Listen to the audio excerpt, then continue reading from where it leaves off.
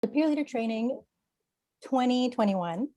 I'm Urshian Khalid, Student Leadership and Development Coordinator in the Office of Student Community and Leadership Development, and I will be your host and moderator today. Before we begin, I'd like to acknowledge that the area known as Toronto has been caretaken by the Anishinaabe Nation, the Haudenosaunee Confederacy, and the Huron-Wendat. It is now home to many First Nation, Inuit, and Métis communities. We acknowledge the current treaty holders, the Mississaugas of the Credit First Nation. I am grateful to live and work on this land where I can, to the best of my ability, honor the teachings of the dish with one spoon to 1, never take more than your share, 2, make sure there's enough to go around for everyone, and 3, to not harm people by fouling or taking the dish. This event is brought to you by Student Community and Leadership Development in partnership with York's Alumni Engagement Team. York has a global network of over 325,000 alumni, many of whom have been where you are today and have lots of experience and advice to pass on. I myself am also a proud 3-time York alum, and I'm excited to be opening PLT 2021 with some incredible leaders in our community. I'm joined by Alumni Engagement Officers Nicole Light and Ellie Colt, who will help to facilitate this event. If you have any questions at all or need any assistance, please comment in the chat and Nicole or Ellie will assist. In March, York announced its first ever list of top 30 changemakers under 30, consisting of remarkable young alumni who are making a difference in their community, country, and around the world. I'm thrilled that we have 4 of these wonderful changemakers joining us today to discuss their experiences of leadership and resiliency with you and to inspire you on your own leadership journey. I know they're looking forward to meeting you.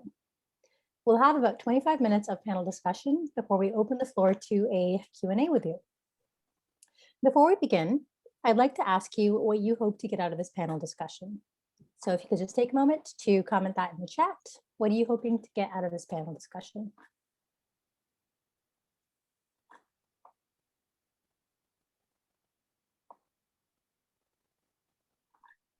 Confidence that you can do anything, inspiration, learn about their success stories, to feel empowered and inspired, experience, get inspired, connection with your peers, yeah, leadership experience, advice, challenges, learn about obstacles they overcome, network, lots of wonderful answers here that are coming in to see what's possible. And to grow and be a better leader.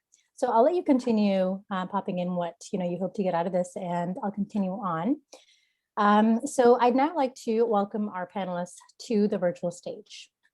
We're so grateful that they volunteered their time to be here today. Our panelists are all young alumni who were recognized within York's top 30 changemakers under 30 list. Awarded this distinction due to their positive differences that they've made to their communities. So I'll pass it over to them to introduce themselves to you in their own words. Panelists, if you could please share with our students what program you took at York when you were here, what you do now, and one interesting fact from your York days. So Isabella, let's begin with you. Welcome. Hi, everyone. It's so lovely to be here. Happy Friday. My name is Isabella Kaliza. I'm from Rwanda. So when I was at York in August, I was an international student. I graduated with honors in communications. That's the program that I took. I am also the founder of Free the Period, and this is an initiative that works to end period poverty. It's in Rwanda right now, and what we do is we advocate for free period supplies for everyone. We also created tax exemptions for period products. A fun fact, when I was at York, I really enjoyed the student center, the second one. My favorite place to study was the very top floor with the really big windows. Yeah, so that's what I have for me. I hear you on that, Isabella. I think for those of you who are current students, the one thing I miss currently is the Caribbean place for food in the student center. So good. Yes, thank you. Prakash, over to you. For sure. Hi, everyone. My name is Prakash Amara Surya. I'm currently a manager of scorecard operations at TD Bank and Corporate. outside of TD, I'm also a board director for two nonprofits, Crow's Theatre, as well as the Canadian Foundation for Economic Education, which goes into what I'm most notable for is putting financial literacy into the grade 10 careers course back in 2016, spearheading that campaign with the government and then working to implement it in 2019. Funny enough, I actually went to York for a completely different degree. I went to school for health sciences, specifically kinesiology, graduated back in 2015. And in terms of one fun fact from my student days, considering how late I studied on campus and did a lot of extracurriculars, I lived off of Thai Express, Falafel Hut, and Subway. So I think a lot of students can relate to that. And also like Isabella, the Student Center, and also Scott Library. Incredible. From someone who did their taxes on their own for the first time this year, thank you, Prakash, for your work on the financial literacy stuff. It's much needed. Trust me. Nicole, over to you. Hi, everyone. It's great to be here. My name is Nicole Doré, and I'm the manager of social impact, strategic innovation, and transition leadership at an organization called the Academy for Sustainable Innovation. I went to York and played in a few different spaces. I did my undergrad. It was a trilingual IBA at Glendon College. So shout out to all the French-speaking folks in the audience today. And then I did my master's in environmental studies with a focus in business and sustainability at Schulich. I also worked as a Don when I was in my undergrad, and I worked at the Underground as a server and a hostess. So yeah, shout out to everyone who's balancing multiple priorities, working to put yourself through school. I know that life, and York is a great place to do it. That's incredible. Thanks so much for being here, Nicole. Nicole is one of my favorite people to talk to just because she has so many different experiences from all around the world. So looking forward to hearing some of your insights, Nicole. Matthew. Good morning, everyone. Hope you're having a good Friday. My name's Matthew Revita. I graduated from York actually in 2018 with a Bachelor of Commerce and honors in finance. And I currently actually work for the Bank of Montreal as senior service representative in our personal lending. So I work in mortgages. With BMO, I actually also sit on a board for people with visible and non-visible disabilities. I'm someone who classifies as someone with a non-visible disability in terms to my learning disability and also mental illness. And with that, I actually am also a partner and part owner of a not-for-profit organization called the Rambler Project, which is a massive mental health and mental illness hub where me and my co-host who also started the project, we have a podcast called Mindsweep, which is a mental health uncensored podcast. And along with that, I'm also a national ambassador for Kids Health Phone. So I do a lot in the mental health and mental illness space, and I can't wait to discuss with you all today any questions you might have to direct it towards me. And one fun fact, I played basketball, the shortest guy on the team, when I was at York. And I also worked at St. Mackenzie Center for a few years in different roles. And I also had a lot of meetings with the Disability Center by Ross Road, I believe it's still there, or by Pond Road. So I was always going through the whole campus almost every single day from top to bottom. So I know that campus like the back of my head. Yeah, it's a small city. Lots of exercise there. So I bet that was good for your basketball. So I'll kick us off with the question for all of the panelists. So all of you have inspired positive change in your communities in wonderful ways. Can you share more about one of the ways you show up in your community as a leader and what led you to this path? So we'll go again by the same order. So Isabella. Yes, thank you. So one of the ways that I show up in my community is I try really hard to make everything that I do human-centered instead of profit-centered. I think when you do that, it really changes the solutions that you come up with. As an African community is such a big part of our culture. So whenever you're trying to do anything with leadership, it's so important to seek advice from the community and to work within the community instead of trying to lead from the front. And so a lot of that includes speaking to elders for solutions, discussing with the people that you're trying to help. And so that's the one thing that I really do try to do when I'm trying to show up in my community. I really like what you said about human-centered. I think so often, and like something that I'm really working on or thinking about this year is about the fact that leadership is relational and not transactional. And so it's about building relationships. So Absolutely. absolutely. Gosh. Yeah, echoing Isabella's comments, for me, it's similar, very like purpose driven. I think having a lot of time, making sure that what we do makes sense. Because, for example, like the financial literacy initiative I did, it wasn't like I came into the initiative saying like I wanted to put financial literacy in like the Grade 10 careers course. It was more like I was working at the bank and I saw people coming in not knowing, especially young people, about their finances, and said, hey, this shouldn't be the case, and school is probably the best way to do it. And then just by gradually following that purpose, it led me to the path and the outcome that it did. And I think sometimes when we look at something after the fact, in hindsight's 2020, and you're like, oh yeah, that was the obvious way to go. But if knowing it, the journey that it took me to get there, I knew at the beginning, I never would have expected what came out of the end. So sometimes I think letting that purpose drive you usually actually sometimes even gets you to results that you may not even like imagine at the beginning. Absolutely. Yeah, it's really important to look at the gaps that we see in our communities and address those where we can. And I think you've done a wonderful job doing that for the province. Thank you. Nicole. Yeah, so I work at the intersection of sustainability and social justice.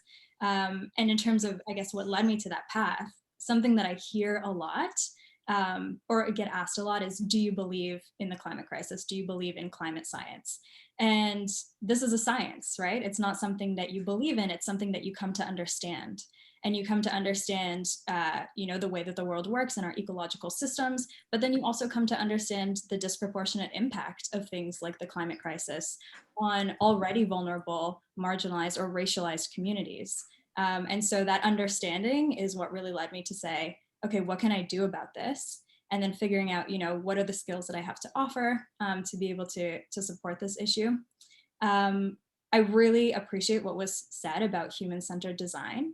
And it's an approach that we take at ASI when we work with, Indigenous groups, we work with academic communities and corporate communities. We work with all of these different stakeholders. And something that's really important to recognize is that, impact professionals traditionally and historically have come in with this colonial lens to say, here's what we think you need, right? And then here's how we're going to deliver it. We're only going to give you money for this. We're only going to give you resources for this. And a human-centered design approach accounts for the needs and the cultures of the different stakeholders that you work with.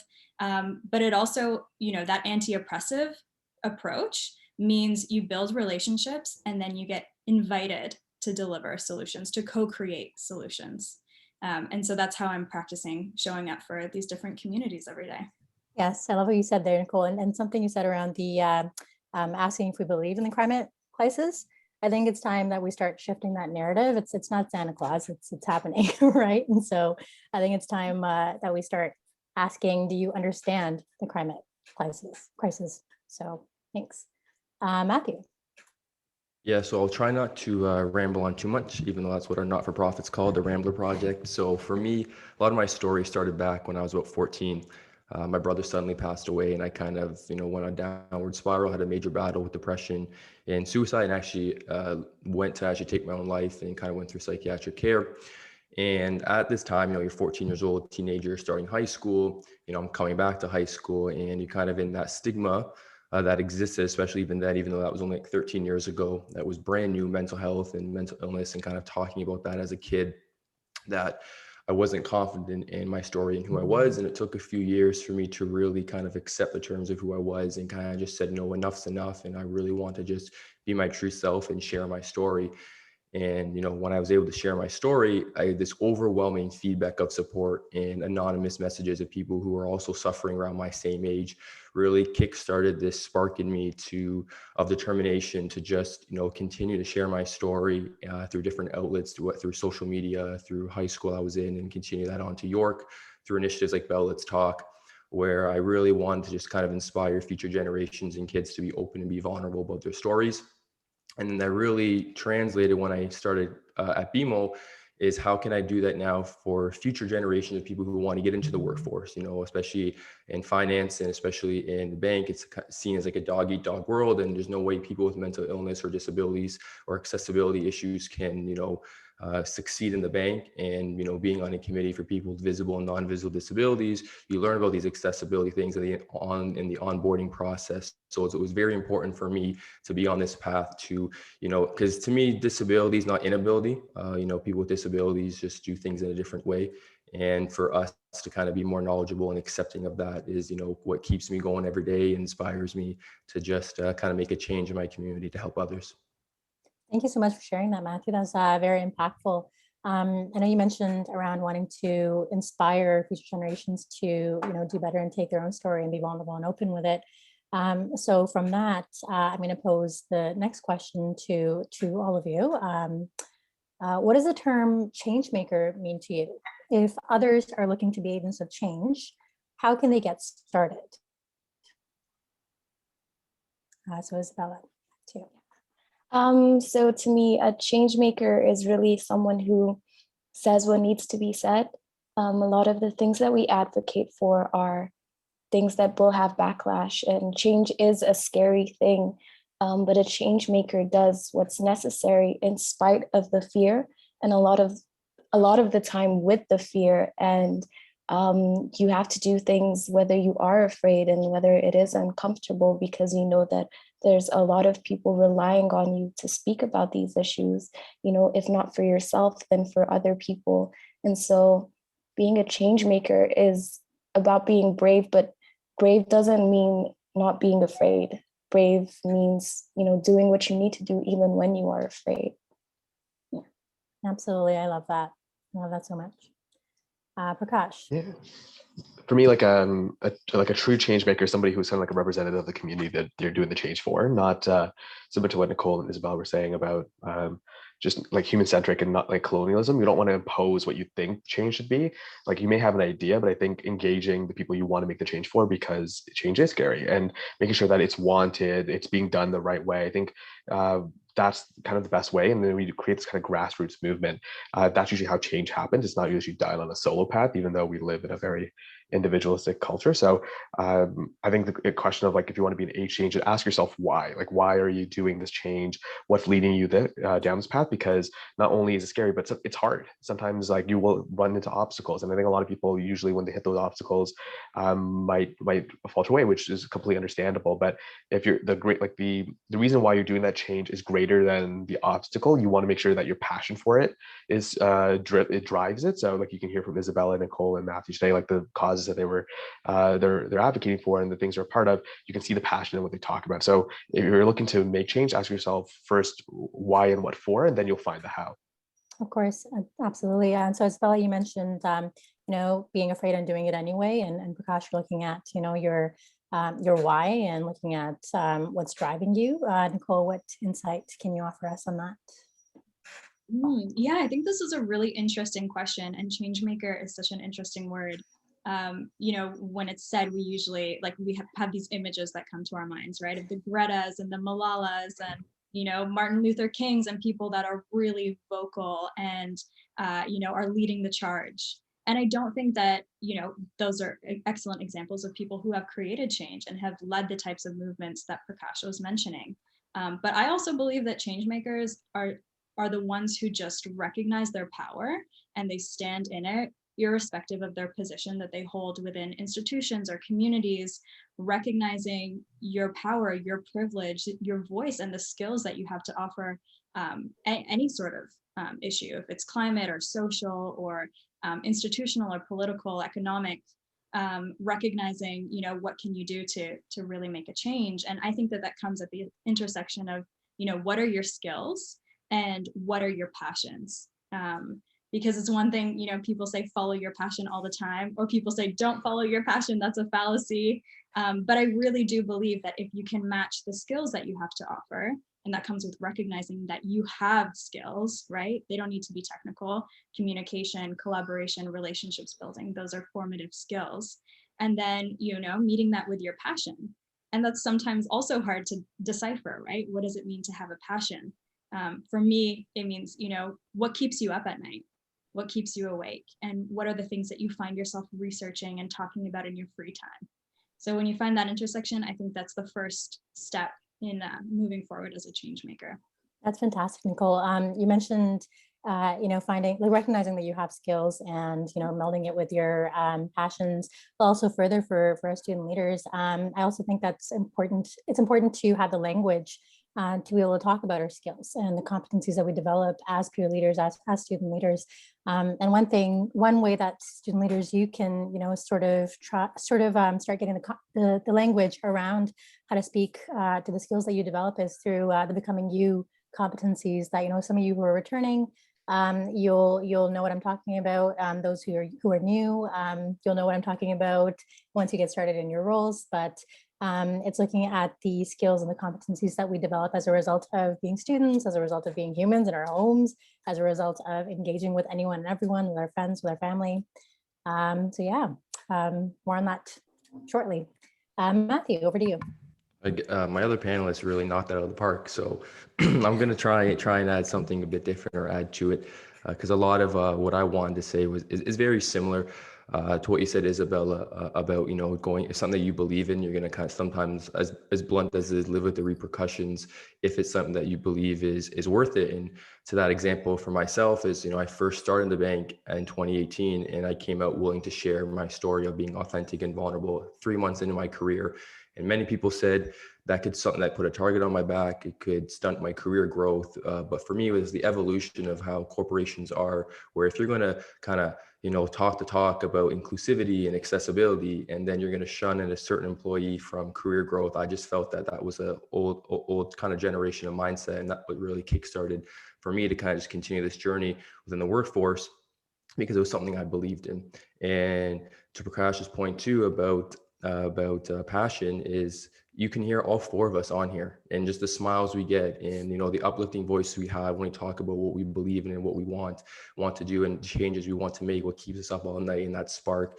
And I think that's what important. And for us, is not to force things. I don't think any of us on this panel are doing what we're doing to be, York's top 30 under 30 change makers. We're doing all these things because of what we believe in, the love we have for the things that we're doing on a day-to-day basis outside of our roles. And I think that's a key important one for someone who is looking, to be a change maker. Don't necessarily look for it, just go in your everyday life. And a lot of us, it could be traumatic experiences or past experience that four of us have went through, which kind of derived the way that we've navigate our lives now in our journey. And I think that's what's important, is to really not force something just for an award type of thing, let it naturally kind of occur. Absolutely. And I know all of you in some way touched on looking at the skills that we develop and what we dig deep within ourselves for, and then also what we get externally from our roles and our experiences and, traumatic experiences that we might have had or other lived experiences. So Prakash, I'm going to throw the next question over to you. How have you developed your leadership skills, and were there any formative experiences at York which contributed to these? York was actually the place where I probably honed my leadership skills the best with my extracurricular activities. Just to give a quick summary of it, I was the president for the salsa club at York. I started the Doctors Without Borders chapter at York. I was the vice chair of safety, student center, etc. And there was actually an ages to change program through the health department as well too that it was a part of. Why I chose to go to York in the first place is because of those opportunities, and because of the people that would be like-minded in doing in having that perspective, especially once they graduated, and especially in doing those activities. I learned a lot about leadership, and because I think when we talk about it quite often, it's with a very positive vibe of like, yeah, leadership's great, everyone's gonna love you, and it's all gonna work out. It's like, no, you're gonna have to face hard problems, like Isabel mentioned. Like you might be pushing the envelope with certain people, and so even with people you like working with, your own team members, and so learning those skills of like, yes, talking about change is easy, doing it is hard, and so how do you actually do that?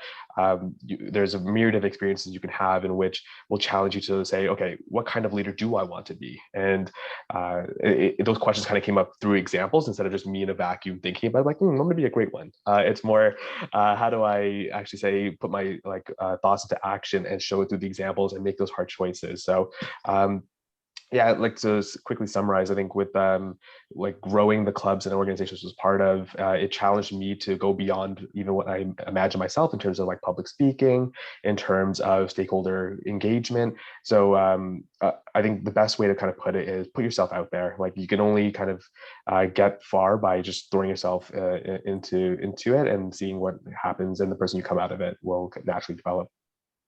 Absolutely. And speaking about challenges, Matthew, I'm going to throw this over to you.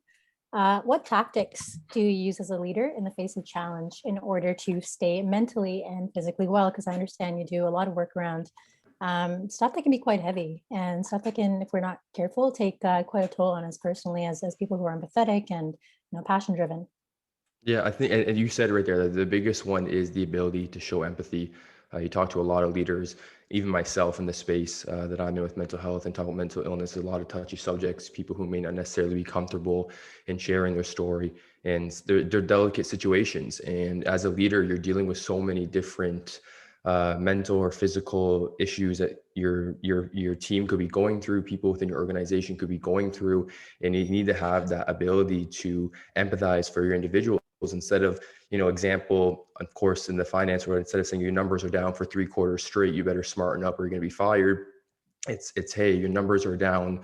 Are things okay in your life?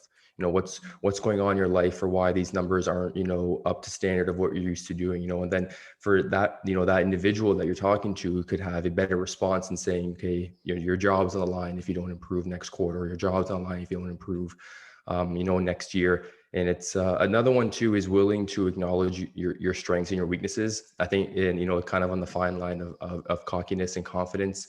I think for me, learning on early is, you think you're doing all these great things and you're wondering why you're not improving, or you're not getting that promotion, or not getting that recognition, things like that. And it was acknowledging that, we're not all perfect and there's still strengths and weaknesses, and sometimes looking ourselves in the mirror or even talking to others.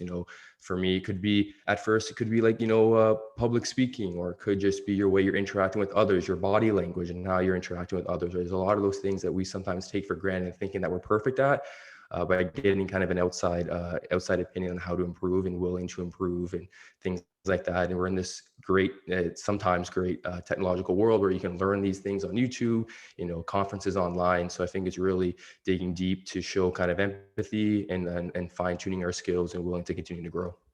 Absolutely. Speaking of empathy, I want to shift the conversation a little bit over to empathy for ourselves. So I know you, Matthew, talked about seeing team members, struggling, then instead of saying, "Oh, you're going to get in trouble," asking them, "Hey, is everything okay? I'm noticing that you've been, struggling, and I want to support you through this." So taking that piece about empathy, Isabella, the next question is coming over to you. So much of our success is built upon our previous failures. What has been your biggest failure, and how did that experience help you get where you are today? Because I understand it must not have been easy to do what you did, with your work with Free the Period. Yeah, so my biggest failure was when I applied for my master's degree. I wanted to do gender studies, and I didn't get into the university that I picked. And so I felt that I needed this degree to be able to do the change that I wanted. I wanted to learn about policy. I wanted to make sure that I had all the information that I needed before I began the initiative. And so once that happened, it felt like such a huge step back. But then I realized the thing about creating change and doing these projects is that you'll never be ready. You'll never have all the tools that you need to do these projects. But once you start, that's when you begin to learn the things that you need. That's when you get the tools. That's when you get the experience. And so with the work that we do, there's always setbacks, there's always failures, especially because it's such a topic that has sexism involved. It has a lot of discrimination involved. There are people who don't think period poverty is a big issue. The people in power who are capable of affecting change are old men who don't really want to talk about periods, who are uncomfortable with talking about periods. There's also a lot of stigma that comes with it. So we're constantly facing setbacks with this issue, but we also have wins every other day. You'll see countries that are now making period products free and accessible to everyone. So you really have to master the art of starting over, of going back to square one and thinking again of how to create solutions. And you can't be afraid to fail, because failure is inevitable. You just have to really push through it. Absolutely. And I think especially with the way that the world is changing and how quickly it's changing, I know a lot of workplaces and a lot of I guess just in general what's required of us is to be nimble and innovative and to solve all of these problems like the racial injustices that are happening, the environmental injustices that are happening, basically all the challenges that we're facing as a society. It requires innovation, but I think if we are afraid to fail and to try and fail and then get up and try again, I don't think we can have that without falling a couple of times and then getting right back up. So absolutely. Yeah. So coming up to our last question, last formal question for our panelists. I'm going to throw this over to you, Nicole. And I know you and I've had really great conversations about this question before. So many of our peer leaders today will be joining the workforce in the near future. If you were hiring, what skills or abilities would you look for in a young professional, and how can leadership be demonstrated in starter positions or junior positions? Yeah, this is a great question. It's actually, Ursha and I have had quite a number of conversations about this, about, what does it mean to become a resilient professional? First in a time of, economic instability where the market is really competitive, but also in a world of increased instability and disruption, of increased things like pandemics and climate crises and social crises, and social movements that are disrupting the way that we see our professional environments. So this is a question that, I think about a lot. In my work, there are a few kind of key critical skills that we mention, and they're called transition leadership skills, because we're looking at each industry as in the midst of a transition to a lower carbon, more socially equitable and anti-oppression version of what it is today. So if you're in finance, if you're in business, if you're in engineering, architecture, education, each of those industries is going to witness a massive transition over the next 10 years, 9 years if they have 2030 goals. So we look for very specific skills. They were formerly called the soft skills, and now we call them the power skills.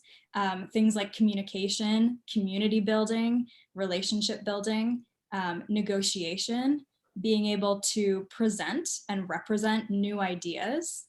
Because as Isabella was saying, you're negotiating with folks who have been in this industry for decades, and they don't always have the same flexibility and adaptability that junior professionals do. And they're not always open to new ideas. And that, I think, is the power and the strength of the junior professional, is to be able to say, actually, I don't know it all. I'm open to new perspectives, and let me show you how flexible I can be with these programs, with these initiatives.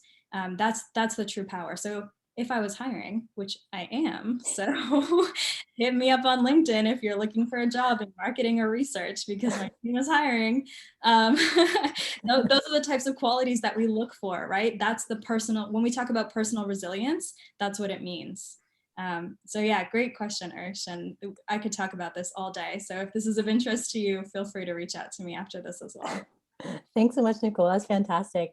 And I just wanted to tie it back to something that Isabella was saying earlier about, feeling like you need, a certain degree to have, knowledge about something. And so I think having the theoretical background behind stuff is one thing, and it's fantastic, and oftentimes it's needed. But I think it's a very different thing to actually get your hands dirty and experience what it means to make connections and relationships with people, and leverage those relationships with people, and basically build the power skills that you were talking about, Nicole, which kind of brings us back to the fact that leadership is relational. It's not transactional. It's not something that we kind of tap our credit cards, or we exchange something for. So I just want to open that question up to any of our other panelists, if you have anything to add before we, we move on to our audience questions. And while we do that, the audience, if you have any questions for our panelists, please feel free to put them in the chat and we will address those. So while the audience is doing that, panelists, is there anything else that you wanted to share about any of the questions, or this last one that I just asked Nicole? And feel free to speak up. No order on this one.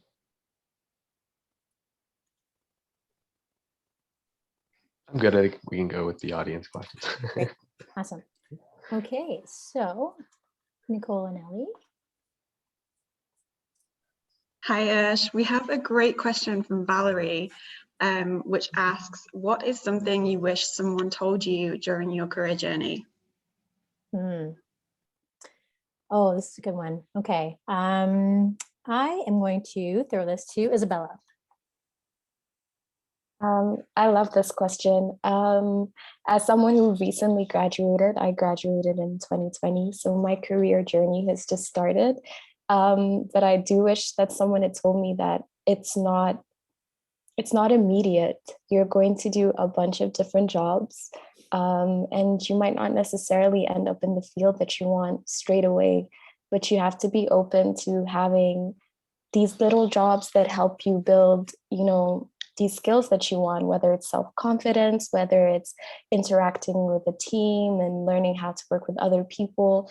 So it's not like a linear path for everybody. You're gonna do a bunch of different things. And if you're open to that, it's going to be a much easier journey. And, just be good to yourself, be kind to yourself, and allow yourself the opportunity to grow in different environments, because that's how you learn. Absolutely. And I think so often when we're first starting out, we look at people who are maybe 5 or 10 or maybe even 7 years down the line, and we're like, oh my God, that person has their stuff together, and they know exactly what they're doing, and I wish I was more like them. And I'm all for mentorship, relationships, and conversations. But I think as I'm growing older, I'm realizing that not everyone has their stuff together all the time. We're all just figuring it out as we go, whether you're a CEO or you're a manager or your coordinator or whatever role you're in. I think we're all just kind of figuring it out. Next question. Ellie? Ashra has asked, what is your balance between being such resilient leaders and your personal life? Does it get difficult to balance all the important things in your lives, such as family, friends, hobbies, and how do you address this? Nicole, so I see you smiling. I'm going to throw this over to you. Yeah, every so often I hit up Prakash and I'm like, listen, I'm not balancing well. I am not doing well today. You need to coach me back into why I'm a human, what makes me a human, because when you're in this space, especially I think when you're working towards your passion or when you're working towards an issue that feels larger than yourself, it feels like when you stop, progress stops, and that's not the reality. And I think what's really important as changemakers is that we stop trying to own, and maybe it's not trying, maybe it's just, it's a feeling, it's an internal feeling of owning the change. We feel like it's our responsibility to direct, global, social, systemic change and environmental change. And we see all of these crises and all of these movements unfolding, and we feel like, time is running out. We need to be, on full steam ahead all the time. And instead of owning this change, learning to be the facilitators of change, to bring other people along with you so that when you take a break, you know that there are others in this space that are picking up, the slack, if there is some. And yeah, reminding yourself to be a human, surrounding yourself by people who are actively, passionate, dedicated professionals who can remind you that it's also okay to step back and be with your family, be with yourself. That's hugely important. I'm not always the best example of this, I will admit, but it's a practice. It's a practice. It is, yeah. And I think I'm someone who struggles with allowing myself to rest as well. And I think this is just a reminder to myself, just as much as anyone, that it's okay to rest. It's okay to, go full steam ahead and be passionate and do all of these great things, but it's also okay to rest, because that's just as productive, because you need you at the end of the day. You need you to be functioning optimally, right? Yeah. Do you want to say something else? I at the risk of taking up a bit too much time, I was a part of this really interesting webinar on biomimicry. And biomimicry, for if it's new to you, it's essentially the study of nature systems and interactions. And it's often used in things like architecture and engineering to replicate the structures that, beavers make or bees make that are really like perfect structures. But it's also a really interesting study in the practices of relationships and, you know, interrelationships between animals and their ecosystems. And it was a talk about rest and how do we use nature as an example of how to actively rest versus passively rest. So I think for someone like me, we go, go, go, go, go, and then we binge on Netflix for 4 hours and we pass out and we go to sleep. And so that's an example of passive rest, right? It doesn't actually do anything for your body or your mind or your system. But active rest, like if we look at bears who go into hibernation, they rest with the intention that when they wake up, they're, you know, procreating, they're building their homes, they're facilitating, you know, change in their communities, if we want to continue with that metaphor. And they do so, you know, they hibernate with the intention of healing their bodies and resting their minds. And so if we're able to practice active rest rather than just, you know, running until our steam runs out and then, you know, KOing, I think we can show up for our communities better when we return. Oh, you're so cool. Yes to all of that. Yes to all of that. Ellie, next question, please. A question from Dia. Do you have mentors? And if so, how did you choose and approach them to be a mentor to you? Matthew, I think this would be a good one for you. Yeah, actually, quickly to that last one, that I just want to add, chime into that because Nicole, like, totally, they killed that answer. So for me, quickly, I want to just give some feedback. Is the biggest one is really, I think, time management and setting boundaries. I think a lot of us are like our go, go, go. My nickname used to be 24 hours because I actually wouldn't sleep and I was always trying to literally get things done in a 24-hour span. That's how I looked at it. And then I burnt out and I had my second battle of depression and suicide actually, 3-4 years ago. So I think the biggest one for that is really to what Nicole said is that, not kind of what Nicole said, but similar to that, we can't take on the whole world in one day. And there's a lot of things that are going on. And as much as we'd love to control and to fix every solution, every problem, or find a solution for every problem in this world, we have to understand that we still need time for ourselves.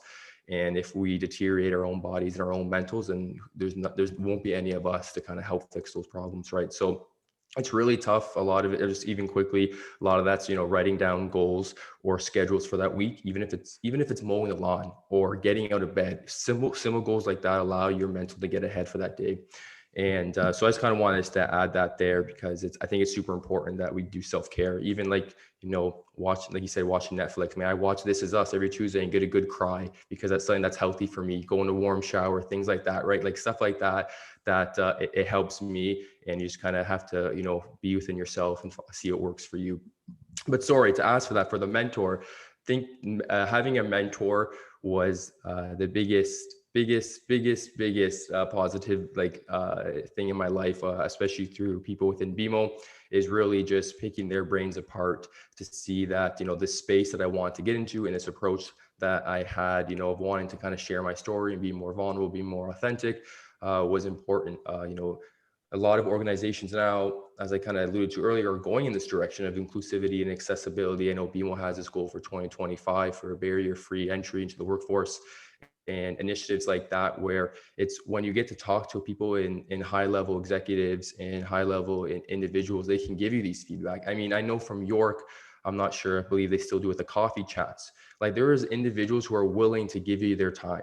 They're willing to set aside 30 minutes, an hour of their time for a coffee, for some whatever. Now I guess it's a virtual coffee and things like that, but take advantage of that. For me, it was really just being inside of the heads of people who've been in the organization for 5-10 years. I'm sure other panelists can attest to that. They know ins and outs that we may not know early on in our career, and being able to get that inside track and take that initiative. First of all, it looks good on yourself being able to take that initiative, and these leaders will recognize that. And also, it allows you to learn more, especially when you're outside the organization, you don't know what's going on inside. In the first few years, you're seeing all these different things that are going on in the organization. You have no idea where to go and put your head. And then you have these individuals willing to sit down for you. And I think you got to take advantage of that because it's important to kind of help progress your career and give you more inside information. Absolutely. Thanks so much for that, Matthew. And I'll further that with, mentioning that, a lot of these peer leaders, so, you applied for your current roles and, you interviewed and stuff. And one thing that I personally look for as a hiring manager, Matthew, you were talking about putting yourself out there and looking for mentors and building those relationships. One thing that I look for, like, that goes the extra mile with me, is if someone reaches out and just shoots me a quick email. It's like, hey, like, met you here, or like heard about you here, and this is what I'm thinking, and this is who I am, and I just wanted to say hi. And then that way, that name stays fresh in my mind, and I'm like, oh, that person actually took the initiative to reach out to me, and that's a great way to start a mentorship relationship. At least it has been in my role with supporting student staff. So we'll go one more audience question, and then we will wrap up. So Ellie.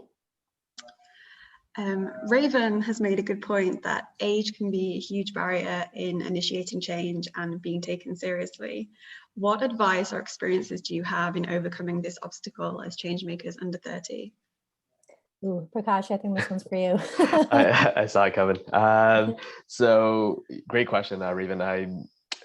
So it's completely true, and I think it's age is a relative thing. You've heard that many times before, but there's ageism in people who are older, and there's also ageism for people who are younger. I just feel like there's always a reason for ageism to be used against you, and so how you use it, it's always using what could be. Best motto is like an opportunity, like every crisis is an opportunity. And so, for example, with age, I used it as an opportunity for me when I was doing the financial literacy initiative. I think the reason why it worked is actually because I did it from a youth perspective. I did.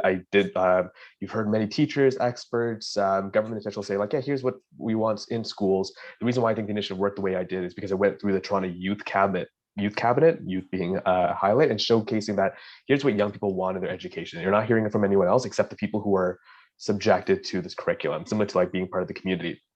And so I think whenever you have those opportunities where you see something where it's like, hey, this can be used against me, try to find playing chess and trying to figure out like, how do we flip this on its head and make this our strength? And age, being a young person, like the one thing, and it's funny because Matthew and I both work in a bank, the one thing any financial advisor will tell you that young people have more than any other billionaire or rich person in the world is time.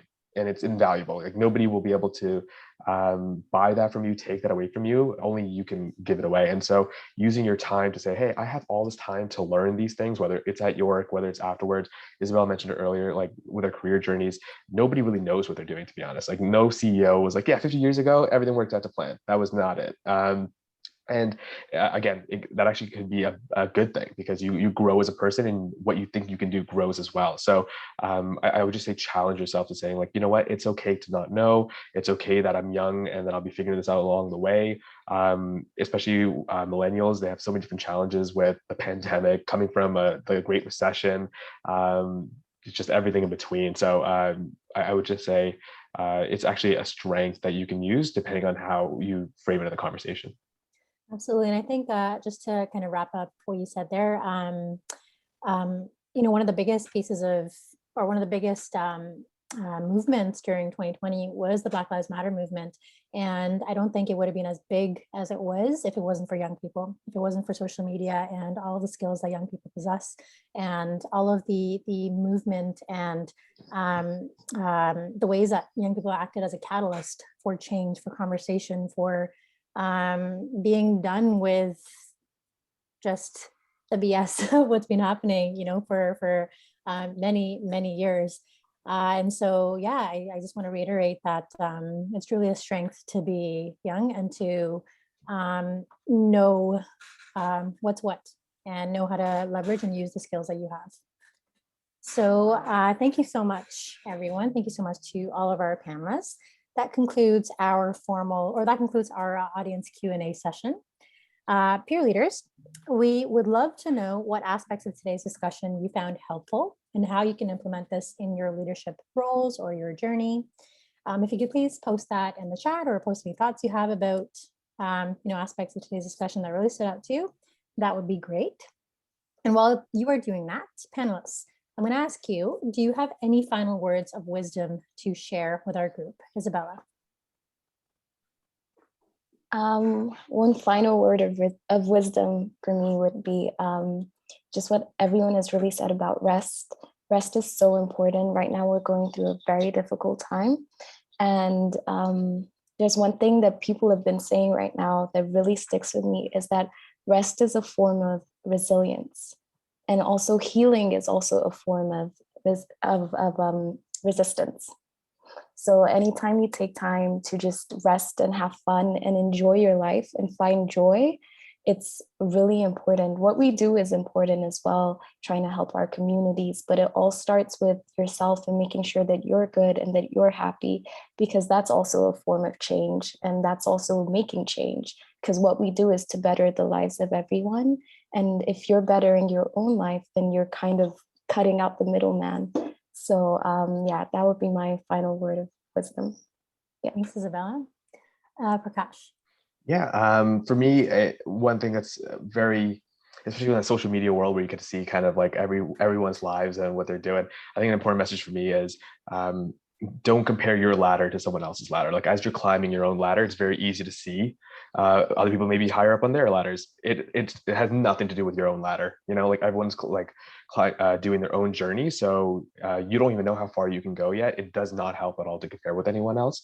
And I'm trying to look at the other questions, trying to like sneak them some answers in here. And part of that is, I think some people talked about like how do you deal with tough criticism, being a perfectionist. I think letting that go is one of my hardest challenges, because I'll tell you, as somebody who's tried and tested it, being a perfectionist never works, never helps you. Like there's tendencies that do, but you'll end up disappointing yourself for no reason. So one lesson I learned from York is, and dealing with the tough criticism question, is you can't control what happens to you, but you can always control how you react to it. And that's something that, like, yeah, bad things happen to myself and the people around me, but how I adapt to it or how do I respond to it, that's the strength of character. And I think that's what I constantly try to challenge myself to say, what would the best version of myself do in that situation? Yeah, that's fantastic. I love that. Thank you, Prakash. Nicole? Yeah, I'm pulling so much from this panel and this discussion. I really appreciated the opportunity to be here. I think one thing that I really want to impress upon all of you in the audience today is that we're at this critical moment in history where we're recognizing broadly and deeply that the systems that we have in place, social, economic, political, institutional, they just don't work. They haven't worked for a long time. They're not going to work as we move forward, facing climate crises and social equity crises and these big disruptive movements. And the way forward is to think differently. We can't use the same thinking that created these systems to begin with. And that's where the power of the junior professional, the young professional comes in, because you're not tarnished by the traditions and the cultures of traditional corporate hierarchies. You have your own ideas, you're surrounded by people who are continuously evolving. And that is a huge power and a huge asset. And so as you go into these spaces and you see that people are trying to change the way that you think and the way that you communicate so that it sounds more like them, just be in tune with the things that, of our current reality that can absolutely progress into the future. Like there are some elements that we need to keep, but also listen for the elements that need to be left behind as we move towards a more sustainable and a more equitable system and world. I love that. Thank you, Nicole. And Matthew. Okay, so I'm gonna try and hit a few things, seeing some of the comments there, but not ramble on too much. So I saw some people talk about family, friends, relationships, and things like that. And I feel, and the people in your life, I feel that's extremely important. I'm not sure if I can't speak for everyone, but I can say that family, friends, and the people I've put into my life, put into my circle, have been vital and important to my success and to my growth. There was a time in my life when I went through my very first battle of depression, suicide, that no one was in my life. I felt that even though I had amazing support, I didn't see it. And it took me years of therapy and reinforcement to understand that, people will judge me, and I have to live with that, unfortunately. But if I want to try and get over that hump and get over my own current struggles, that I have to kind of be honest with myself and be willing to be vulnerable and take that leap of faith when it comes to those things. So I think that's important, to surround yourself with people who want to have the same goals and same values and push you to be better.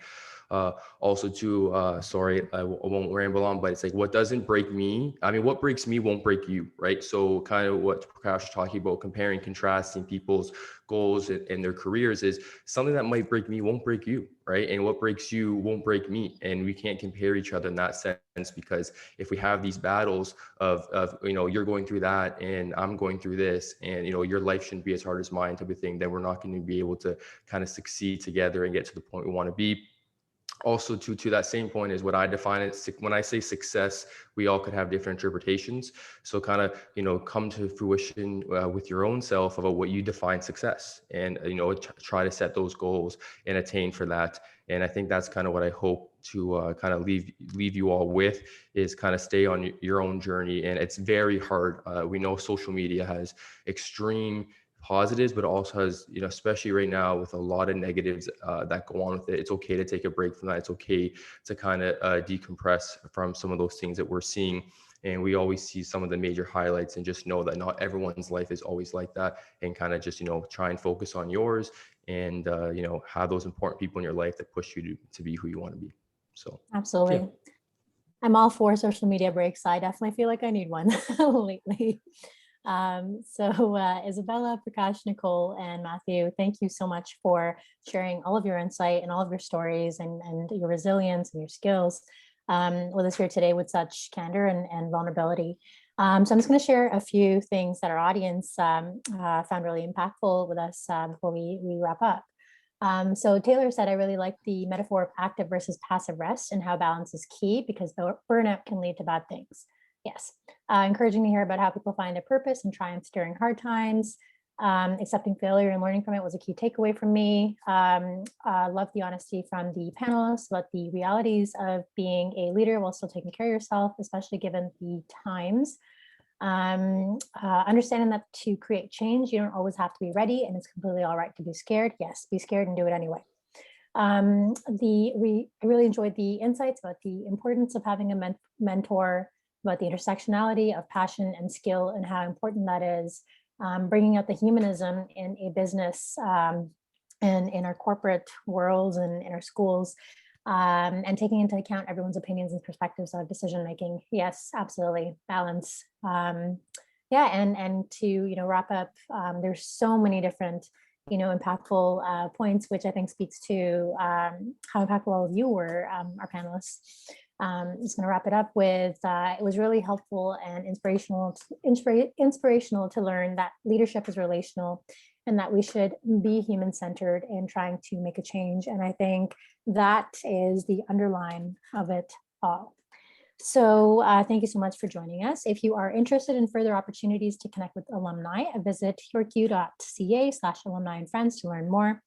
The alumni engagement team organize events, support interactions between alumni and student clubs, share alumni stories, and more. I especially like their monthly gratitude speaker series. So these series feature accomplished alumni presenting on a variety of personal and professional development topics to support you and new grads. I'd like to thank you all for attending. The next live session will be on at 1 p.m. And I ask that you please log on at 12:55 to ensure a timely start. And the e-class modules that all of you would have gotten the details for in your emails will be live shortly, probably within the next 10 minutes, once I go on and make the hyperlink available. Thank you so much, everyone. And I'm looking forward to seeing you at 1 p.m. Take care.